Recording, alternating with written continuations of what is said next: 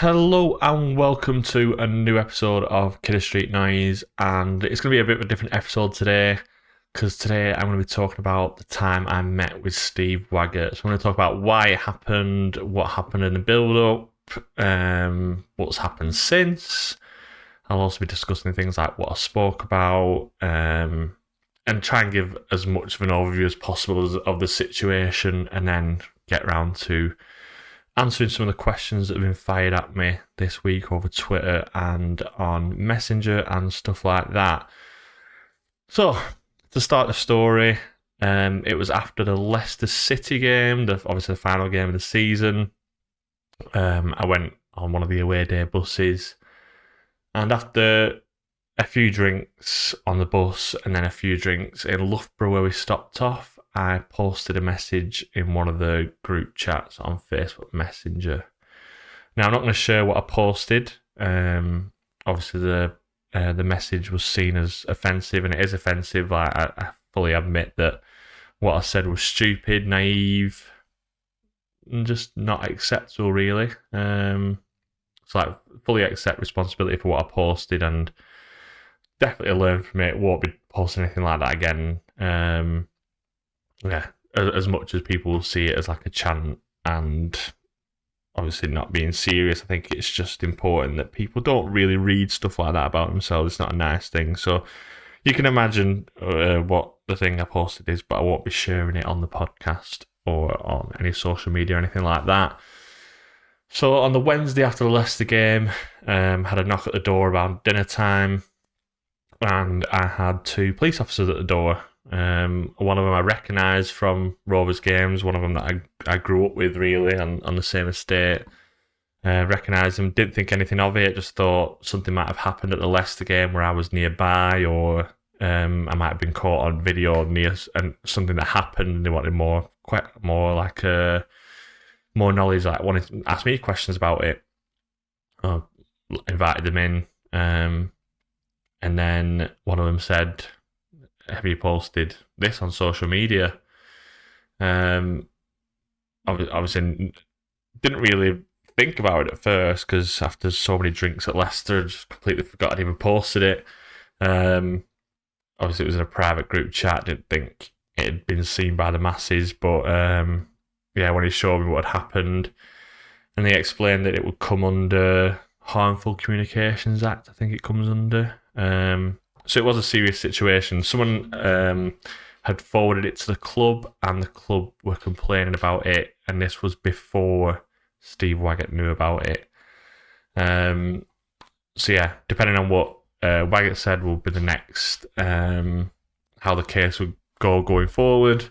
And it was left as like the police officer would ring me and let me know what the next steps were, but it could have been a case of, like, he asked me what I did for work, and like at my work I'm CRB, DBS checked and all that sort of stuff, so criminal record wouldn't be the best thing for me. My partner's also a solicitor.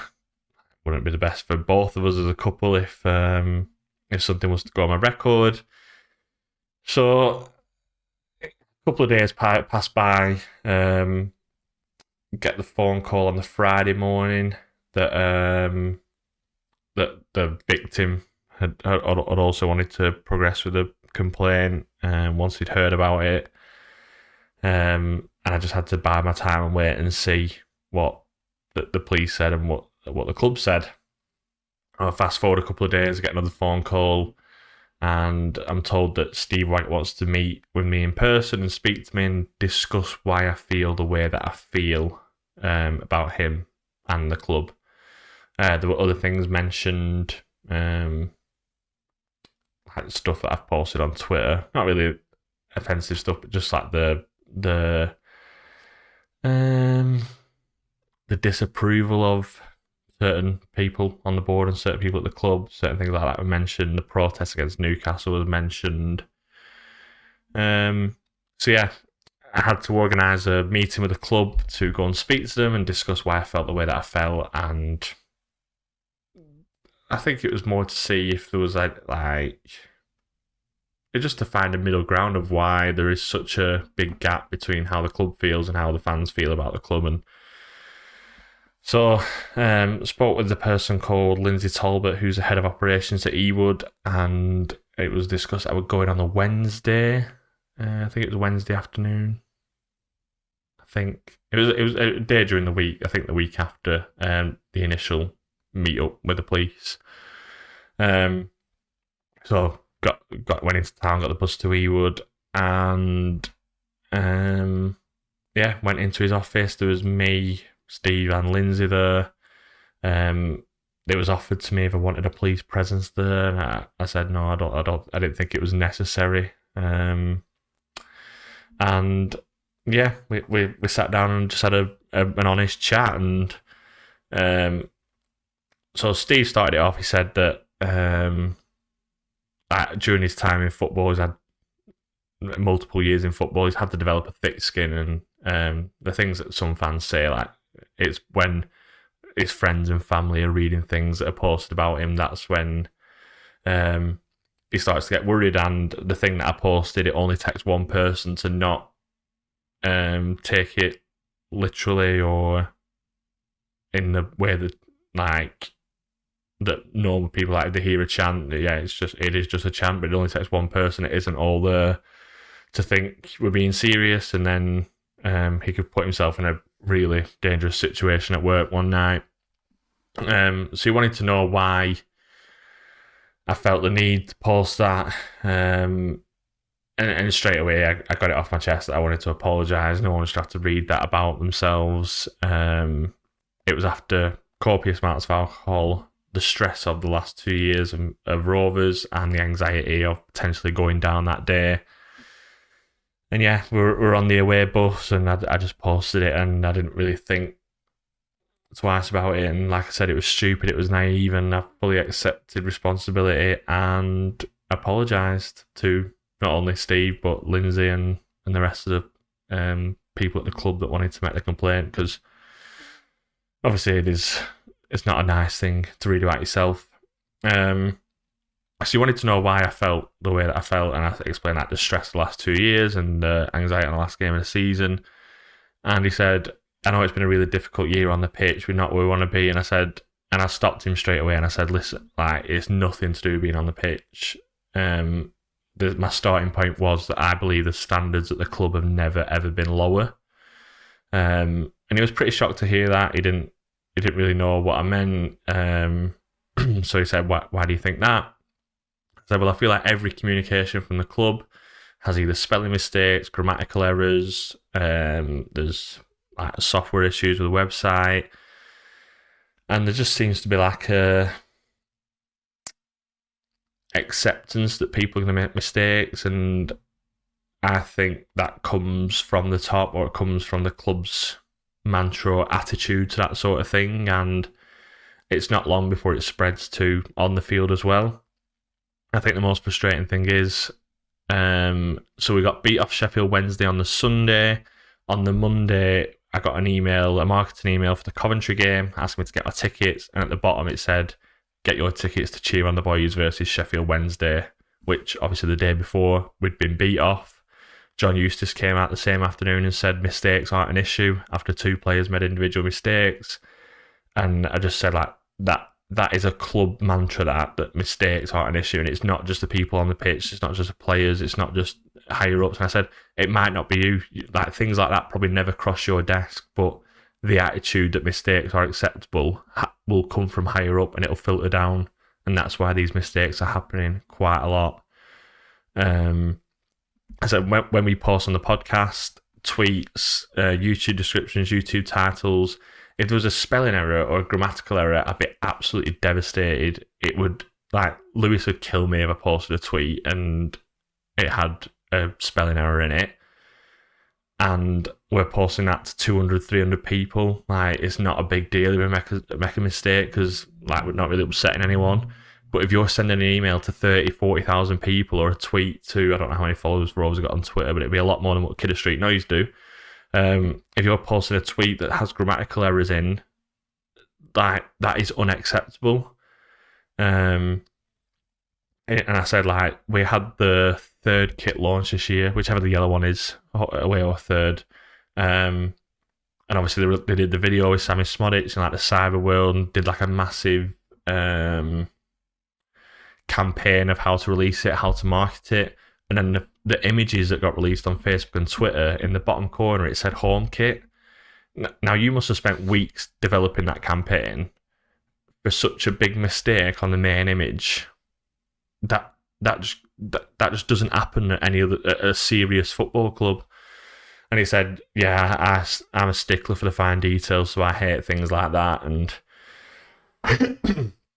he also said that him and Lindsay both said, if you let us know when mistakes are made, we can change it straight away. And at that point, I almost felt deflated because I don't feel like it's up to the fans to point out mistakes on the club's communications. It's a club issue, and if I'm raising the point that mistakes are acceptable and that like the standards have never been lower, and you're turning around and saying, well, if the fans just pointed out, we'll change it, you're not really understanding my point. I don't want fans to have to point out. I don't want there to be any mistakes.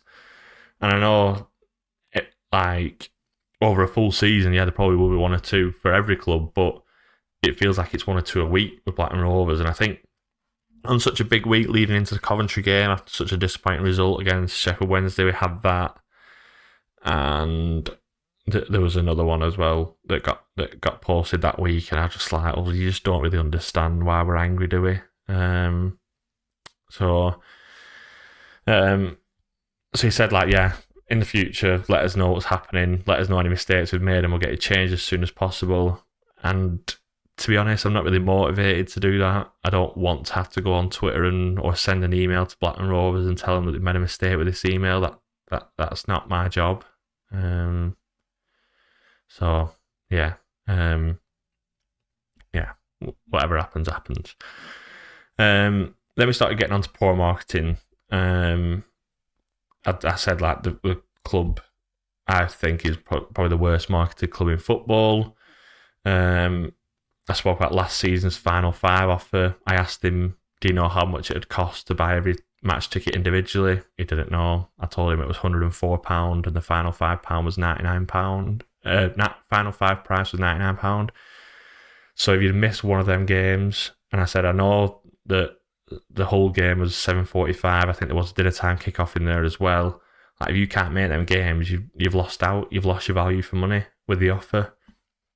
So we spoke about season ticket prices, which obviously at the time hadn't been released. So I spoke about Wigan, Bolton, Preston, Burnley, and Blackpool's prices, which Burnley were at 352. They were the highest. And I said, like, we're nowhere near that. Like, was £70 more expensive than that, obviously not knowing what was coming up. And he said, well, we're always asking fans at the fans forum if we want to suggest anything, but there are financial targets. I was like, yeah, completely understand the financial targets. I'm not going to get you to change your mind on prices about that because I don't know the ins and outs of the targets and the numbers that you have to meet. I just believe that if we reduce the prices, we will sell more. And there are different campaigns that clubs do, and there are suggestions that I've put forward to people in the fans forum, and it's not been mentioned. And then I said, one of the campaigns that other clubs do kids for £1. So it's £23 for the season ticket. And as I said that, like Steve like leant forward, like he was going to jump in and say something, and almost like held himself back from saying something. So I think he wanted to tell me that, well, like he wanted to jump in and say, well, actually, we're doing kids for £1 this year, which is what they are doing. But he couldn't tell me until they'd actually got the full sign off and released it. So obviously, in the last episode, we spoke about the season ticket prices and how good I think they are, and it's a good step forward and a step in the right direction of where we want to be. So I mentioned this season Lee's shirt is like £20. They were heading to Wembley. Ours is still only 20% off at the time. And then it got changed to 50% off just after this meeting. So I don't know whether that had any influence. Probably not. Not going to lie. I don't know why he'd ever listen to me. Spoke about the matchday experience, matchday programs being taken off, and like the half-time entertainment's not really good. I said I've spoke to people that are connected with the club about getting like almost like a Champions League mat, like fabric, in like a Blackburn Rovers dartboard in the centre circle. Draw 5 season tickets holders out every week. Tell them to come on the pitch on Saturday at half time, take a goal kick, and try and get it to land in a certain area. You could have tea and coffee in the Blues Bar one area, 20% off in the Rovers store, free match ticket, free hospitality one area, and the Bullseye could be a free season ticket. I said 5 people every home game. You're going to get 115 people. You'll probably give away 5 prizes at most. At the very most, you give away 5 prizes. If you give away a season ticket, I'll eat my head. I would say eat my hat, but I don't want on. But no one's going to, from a goal kick, no fan is going to hit the bullseye. So, and they said, "Oh yeah, it's a great idea. Send the email over to Lindsay, and we'll see what we can do." But I mean, I'm here to tell you now, like, if it's such a good idea, then do I need to email it on? So yeah, it just felt a bit disappointing. Rovers TV, I said, when you watch it on the red button or you watch it on iFollow, the halftime and pre-show is nothing like, well, it's not like no noise until the commentators get into the gantry and start speaking. There's nothing on there.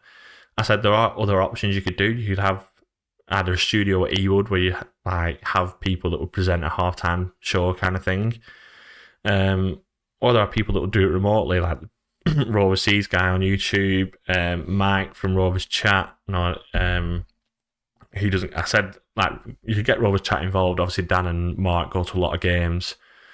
They probably wouldn't be able to do it because they're at the games, but people that don't go to games that still produce content would love to do something like that. Even if you helped them out and helped them arrange a studio that they could record from, helped them with the upload to get it to Rovers TV, get it set up, they would love to do something like that. One of the comebacks to that was, you don't know what these people are going to say. They once hired someone to speak at Ewood and they started going about female commentators and stuff, and it was a bit like, bit awkward, bit unacceptable, which I get. But if you have that, if you hire the right people or hire someone that you trust or build that trust over time, like giving them a trial or let them do another 21 game or something, something that won't be going out to the masses, then like you could build up that trust before you eventually let them onto iFollow, the main Rovers TV channel. Spoke about letting people leave at full time, like 10,000 people just allowed to leave the Ewood area, like keep the fan zone open, build a bigger fan zone. Like the area between the Blackburn end and the Riverside is like a massive corner that you could use. You could have a bar along the back fence and have canapes up in the winter when it's a difficult weather and stuff. And I just said, like, so that was it for marketing, and he explained like why some things can happen, why some things can't, mostly due to financial difficulties they've had this season. A lot of the marketing releases, like the season ticket, and they wanted to do another Final 5 offer, but it felt that they couldn't because of the position the club were in. Like it's almost difficult to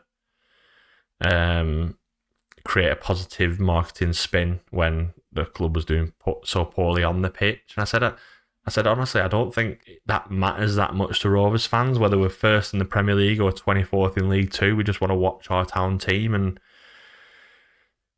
if you make it affordable, people will come, because there isn't much to do in Blackburn. But one thing that people love to do is go and watch the football team, and if you can make that experience so much better and involve other communities like the like local brewers or whoever you want to get involved in, like that it becomes like a day out in itself, and it lifts the whole town. So I wouldn't worry about, if you want to put an offer out but you're worried that people think, oh, the team are playing crap, so I'm not interested in that offer. Don't, because if it's a good offer, people will respect it for what it is and will just go and want to cheer on the team, and that will hopefully help lift the players and stop the rot on the pitch. Spoke about communications for me would feel disingenuous. like the majority of fans won't be taken for fools. I spoke about the manager and the players like flip-flopping, like Eustace saying wanting to celebrate staying up, Hayden Carter coming out and saying they won't be celebrating. It just feels like there's no parity of communication from the whole club. I spoke about the Yasser Sufi situation when Peter Beardsley was speaking at Ewood and wouldn't answer my questions and deleted Twitter. And then Steve Waggott said, you know what, a great thing came from that because we looked at your tweets and we looked at the situation, and now every event that's booked at Ewood, we need to know who's booked it, who's attending, why it's been booked for, and it has to be signed off by either himself or a senior member of staff such as Lindsay, the head of operations, and there was another position, I can't remember who's in that position though. But I said, well, this is the first I'm hearing of it. If you'd have come out and said at the time, you know what, that's great, yeah, we don't want this kind of people speaking at Ewood, we've introduced this, this and this to stop this happening in the future, and we're sorry that it was happening in the first place, we'd have praised you. Like, we'd have come on the podcast and said, you know what a great thing Rovers have done, what a great attitude they've got to this. Like, they've realised they've got it wrong and they've done something to rectify it, and we'd have all praised you. So it doesn't take much for us to praise you. Just give us a bit of communication, let us know what's happening. I spoke about the Billy Cometio signing, where on the Twitter reveal there was a wanted poster, and we've not obviously only played like 13 minutes this season. It feels like they're almost taking the piss a little bit. And then he started speaking about like a lot of stuff needs, like a lot of communications needs signing off from like the owners, because any bad things they post, any mistakes they make like that could affect stock prices, could affect their reputation. So any like big communications, they have to sign off and say it's okay, which I do understand, because if you do make a huge announcement of what's going on and like the shares take a dip or whatever, it could cost them millions and millions of pounds. But also you've got a town that's reliant on the football club really to survive, and people need to know what's happening, and people feel like they should know, because we are a close-knit football club. It's not the we just turn up on a Saturday. Like, for a lot of people it is the thing that gets them through the week. So having that communication, having that constant knowing what's happening, whether it's good or bad, even if it's a bad thing, fans would rather know than have it's not knowing that kills a lot of people, because it starts spiraling and snowballing into things that are worse than what they actually are, because you know what it's like on social media, rumours are allowed to spread and allowed to grow, and eventually they do get out of hand.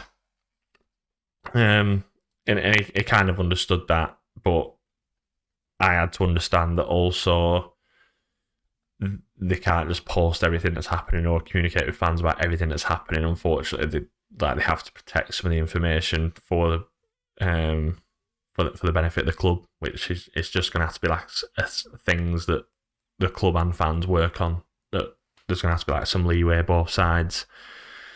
I said get Rovers people involved. There's not enough Blackburn Rovers people involved in the day-to-day running of the club or on match days. I know the marketing head of marketing is a Spurs fan. Like I said, like, what does he know about like supporting Blackburn Rovers? Like Tottenham's a million miles away. It's like they're in like a state-of-the-art stadium, paying a lot for season tickets. We're watching world-class superstars, and in a quite a affluent part of the country, we're probably the opposite. I mean, we've got good players, we've got good youngsters that we pay to watch, but we're not on the same level as Spurs are. We've got a lot of good young content creators that would do anything or like would love to be involved in the club, and I mentioned quite a lot of these. So I'm sorry if I've mentioned you without your permission and stuff. Millie Wignall Photography, who's done photography for Darwin, and she's recorded quite a lot of stuff for Guide Villa, she's done day-to-day stuff on Guide Villa. All Rovers on Instagram who do matchday graphics and social media posts. I mentioned the player of the season graphics and that every like graphic was the same with just a different person over the top. And I just thought that's rubbish. That's like, it's not great. Like, whereas if you look at the graphics that All Rovers are creating on Instagram, like, unbelievable. But if you asked him to do a match day package, or asked them, I don't actually know who the person is behind it. If you asked them to do the match day graphics and social media posts and some sort of graphics package for the whole club, he'd do it and it'd be amazing compared to what we're currently running now. And the pride that a young Rovers fan would have in representing a club that way would be massive. You've also got Aidan Wilson Photography on Instagram, who's done a lot of work for Macclesfield, FC United of Manchester. Like, he's done photography work for different football teams all over the country. Like, one of the things we spoke about was that a lot of the backstage content. So I think like when BT Sport do on UEFA Champions League nights, where it's like a big video of all the behind the scenes stuff. And that's the stuff that like fans love. Like, you see a lot of like the All or Nothing documentaries have done so well. Last Chance University, the stuff behind the scenes does just as well on like social media and like content watching. Can't think what the word is. But yeah, that sort of stuff does so well. Why aren't we creating? I think the example I give is that at the minute we're recording the videos coming out of the changing rooms at Brockhall, where there's like a question and it'll say like your favourite Disney film or something, and each player comes past and answers it. The fans love it. Fans absolutely lap it up. So why aren't we doing more of that? And these people on a match day could help with that sort of stuff if they're recording things in the background and do at least a 10, 12 minute video. I think Coventry do a good one most weeks, but rather than just the gallery that gets released on the Rovers website, let's try and do more and get more Rovers people involved. I mentioned the lads at Rovers Chat, pre-match content at the ground, like on the big screen or the big screen outside the Blackburn end. If you get them interviewing the manager, interviewing players, and just even if you play their videos, like a snippet of their video before the game, like it's something rather than just adverts spinning on a carousel on the big screen. Get them involved in like the Rovers TV, like the iFollow stuff. Who else did I mention?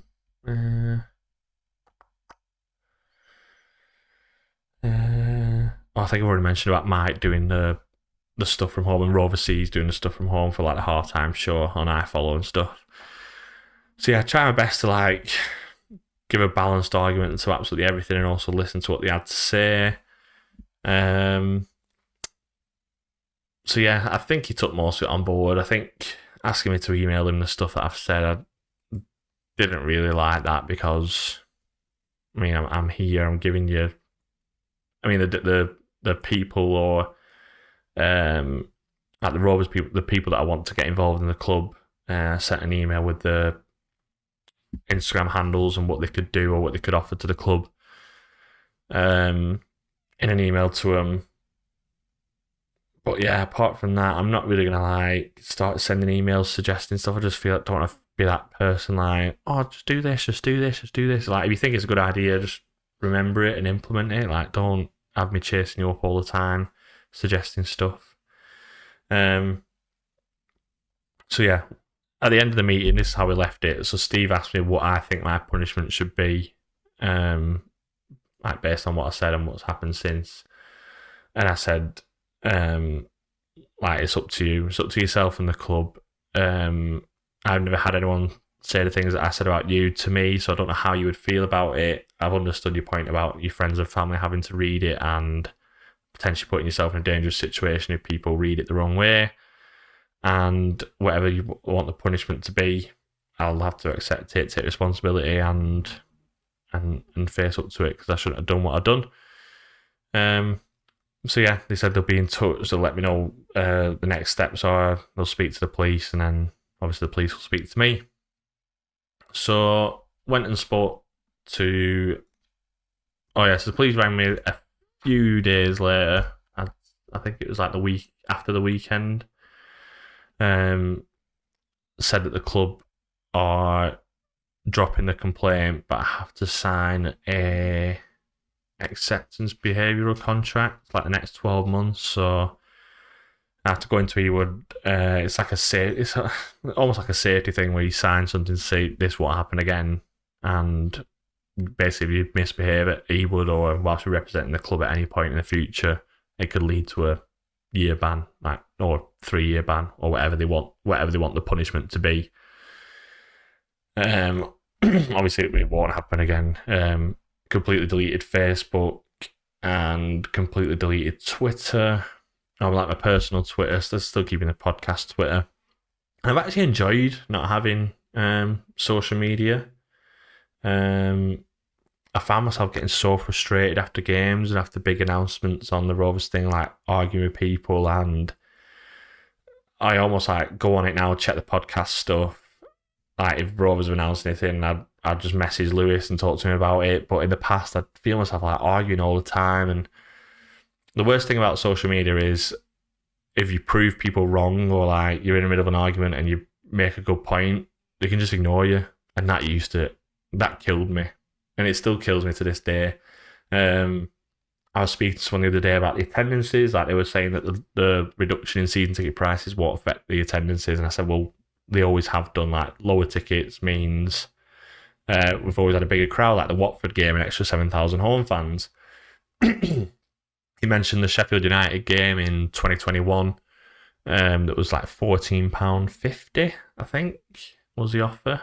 For the 145th birthday, and he said, there was only 13,000 home fans on that night, but September of that season we played Hull at home and there was 9,000 on. So like an extra 4,000 fans, extra 4,000 home fans and a full attendance like the same season. I think it's a good jump up. I think that's a good take for the offer.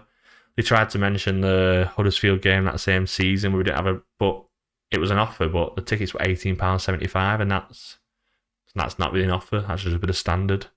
I don't really believe anything close to 20 quid's an offer. I think £15 to £10 the earliest you can start calling it an offer. So yeah, once I pointed that out to him, no response. And I just think, why? Like, at least accept that you're wrong or come back with a counter argument. But no, you can't. Like if you were having a debate in the pub about it, they wouldn't just turn sideways on and ignore you. They'd have to like say, oh yeah, fair point, I know what you mean. But yeah, it doesn't happen on social media, and that's where I found myself getting frustrated. So I did get Facebook back eventually because my partner wanted her engagement post back, but yeah, I've managed to stay off it more or less, and I'm enjoying my break from social media. So questions. First question was from Porky Please on Twitter. What biscuits did he offer you? Didn't actually get offered any biscuits. I did get offered a brew, but I'd just come from town where I'd had cake and coffee, so I was full by the time I got there, so I didn't take them up on their offer. Other questions. Why did you meet him? I think I've specified that in this video. Have your views on Waggott and the leadership of the club changed since meeting him? No. Like I said, the standards have never been lower at the club. I still believe that. I don't think that'll change. I think the fact that he was shocked that I thought that told me everything I needed to know. I think if he came out and said, yeah, we need to do better, like, I'd accept. Like, I think we'd at least be on track for improving, but no. What was his reaction to being told the club was in a downward spiral? Again, shocked. He understood the frustrations and things on the pitch, but didn't really understand the frustrations off the pitch. Does he take accountability for fans' unhappiness? I don't think he takes accountability for it. I think he tried to push a lot. Every time while during the conversation, he did try and speak a lot about the things happening on the pitch and like everyone being upset about it. And I kept going back to saying the majority of our frustrations, especially mine and Lewis's on the podcast, like it's not to do with being on the pitch. Like, obviously, we want Rovers to do well. We want us to win every game at home and win every game that we play, but that's not why you get frustrated. If Rovers lose, yeah, you're annoyed, but you're not like frustrated where you don't understand what's going to happen next with our club. But like, I feel like every major incident, you almost think, well, where do we go from here? Like with the transfer fiascos and the different directors leaving and whatnot. So yeah, you just, I don't think he takes any accountability really. He keeps talking about like the last 2 years have been his most difficult in football, and that like the finance restrictions that the owners have put on us and stuff have been difficult for him to work with. And yeah, but I mean, yeah, what was his thoughts on the transfer fiascos? Didn't ask him about Broughton or any of the transfer deadline mistakes, because I feel like a lot of the fans forums have asked about that and we've got generic answers, and I didn't feel like it was me asking it again was going to get anything back from that. Is he as arrogant as in person as one would presume he is? I don't think he's really arrogant, no. Kept trying to say that he's, when we're talking about prices and stuff and the matchday experience, kept trying to tell us that he's a working class lad and stuff, but I mean, he's on 300 grand a week, 300 grand a year. I think you soon forget your roots when you don't have to check your bank before you buy something. Any more questions? I don't think that's it. So, anything else that we spoke about that I can mention?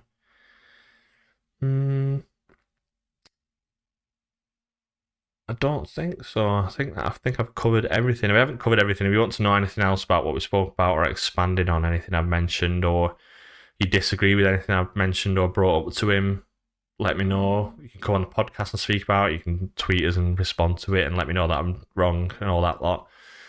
But yeah, so yeah, that is the reason I met with Steve Waggott. And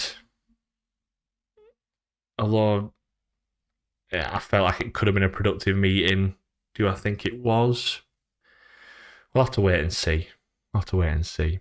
Hopefully, some of the main points that I put forward turn into actions, but at the minute, I'm not 100% confident.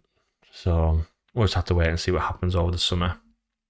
So, yeah, Kidder Street Noise over the summer. I want to try and get some like generic podcasts, not just talking about sport, almost try and forget about football over the summer. We'll have a few Euros episodes as well. That's starting in 3 weeks.